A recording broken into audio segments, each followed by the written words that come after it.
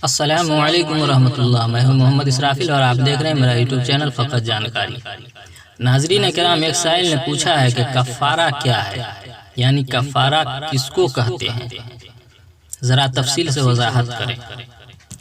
بسم اللہ الرحمن الرحیم، الجواب وباللہ التوفیق۔ ویسے تو آپ جانتے ہیں کہ ماہ رمضان کی فضیلت اور برکت تمام مہینوں سے زیادہ ہے۔ اللہ تعالیٰ اس مہینے میں اپنی برکت کے دروازے کھول دیتا ہے۔ اللہ نے اس مہینے میں روزے کا حکم دیا ہے اور اس کا بدلہ خود ہی عطا کرنے کا اعلان فرمایا ہے۔ اگر کوئی اس ماہ مبارک میں جان بوجھ کر روزہ توڑتا ہے تو اس کو اس کی عظمت کی حتک سمجھا جاتا ہے اور اس کو کفارے کی شکل میں جرمانہ ادا کرنا پڑتا ہے۔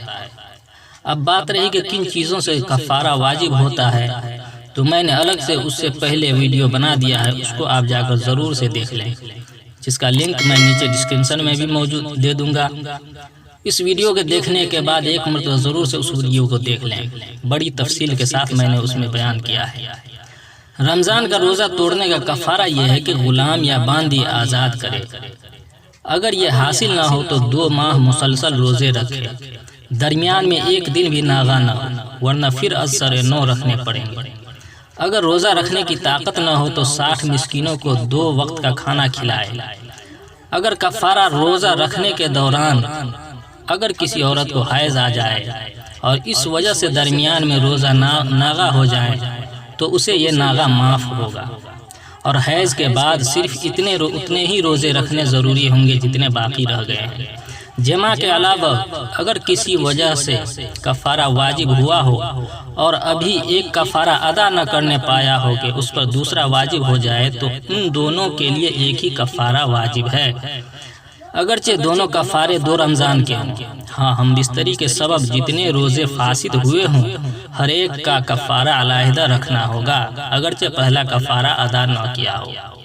اگر کوئی شخص کفارے کے تینوں طریقوں پر قادر ہو، یعنی غلام آزاد کر سکتا ہو، 60 روزے بھی رکھ سکتا ہو، 60 محتاجوں کو کھانا کھلا سکتا ہو، تو اس میں سے جو طریقہ اس پر شاق گزرتا ہو اسے اس کا حکم دینا چاہیے، اس لیے کہ کفارے سے مقصود زجر و توبیخ اور تنبیہ ہے، اس لیے ظاہر ہے کہ آسان صورت اختیار کرنے میں اسے کوئی تنبیہ نہ ہوگی۔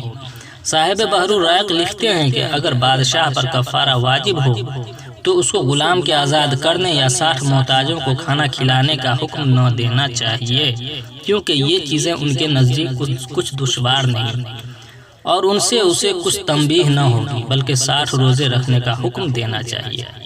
اگر اس پر گناہ گزرے اور آئندہ پھر رمضان کے روزے کو اس طرح فاسد نہ کرے۔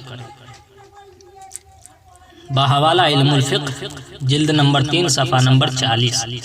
ایک شرط یہ بھی ہے کہ 60 محتاجوں کو 2 وقت پیٹ بھر کھانا کھلانا واجب ہے۔ اس طرح چاہے تو ان میں ایک ہی دن 2 وقت یعنی صبح و شام کھلا دے، چاہے 2 دن صبح کے وقت یا 2 دن شام کے وقت یا عشاء و سحر کے وقت کھلا دے، مگر شرط یہ ہے کہ جن محتاجوں کو کھانا کھلایا جائے دوسرے وقت بھی ان محتاجوں کو ہی کھانا کھلانا ہوگا۔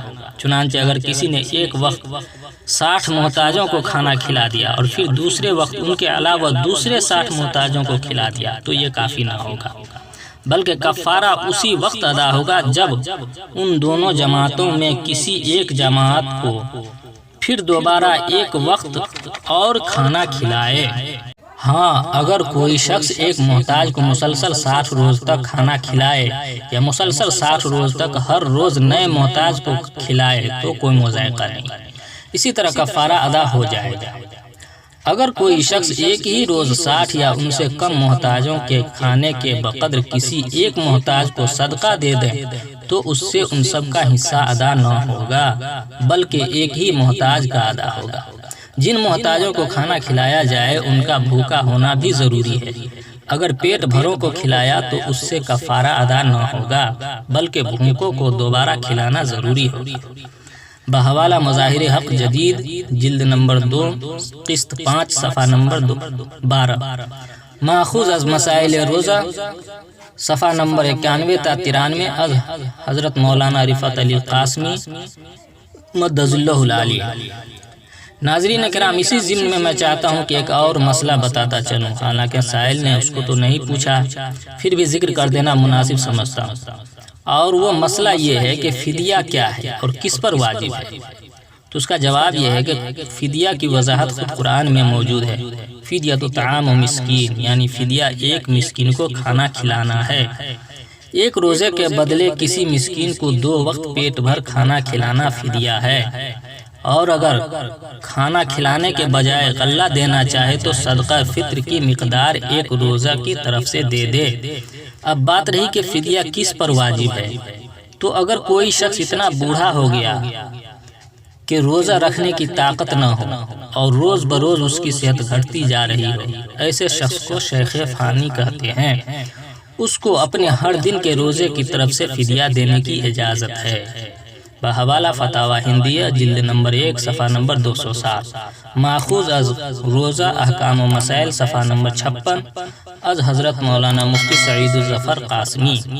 ناظرین کرام، یہ جانکاری کیسی لگی ہمیں ضرور کمنٹ باکس میں بتلائیں، اور اگر آپ نے میرے چینل کو ابھی تک سبسکرائب نہیں کیے ہیں تو پلیز کر کے سبسکرائب ضرور سے کر دیں۔ پھر ملتے ہیں ایک نئے مسئلے کے ساتھ اگلی ویڈیو میں انشاءاللہ۔ جب تک کے لیے والسلام علیکم ورحمۃ اللہ۔